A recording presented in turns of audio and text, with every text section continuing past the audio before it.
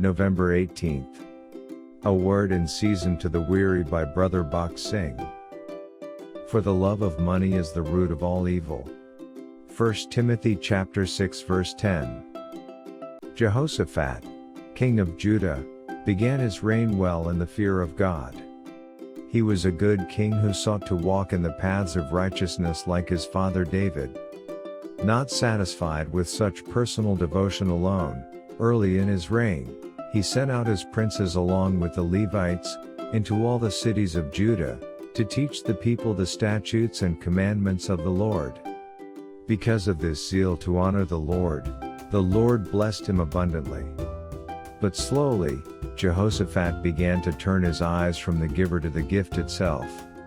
Slowly, love for these same material things began to gain ground in his life.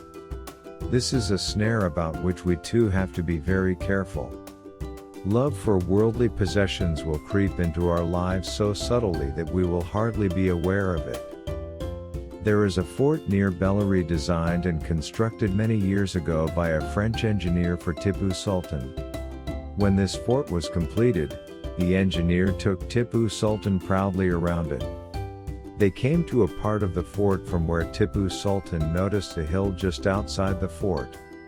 He rebuked the engineer and said, "You foolish engineer, why did you leave that hill outside the fort? You should have included it within the walls. Now the enemy can mount that hill and from there attack the fort, and easily capture it." Much labor and money had been spent to build the fort, but because of one fundamental mistake, it was made practically useless. The engineer was so heartbroken at his lack of foresight, that he committed suicide. A few years later, from that very hill, the British forces captured the fort. The enemy of our souls also is watching to find the weak parts in our lives.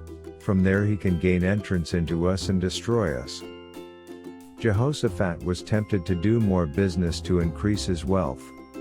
Evidently love of money was his weak point, and through it the enemy gained entrance into his life. We see the same weakness, love for money, in the many believers and some preachers also these days. They are not satisfied with what the Lord gives them, but wish to increase their income by doing some side business. They are very busy during the months of November and December selling calendars, for the discount they will receive from such sales. They profess to do it all as unto the Lord, but in their hearts they know that it is the money they are after. Love of money is the cause for the downfall of many.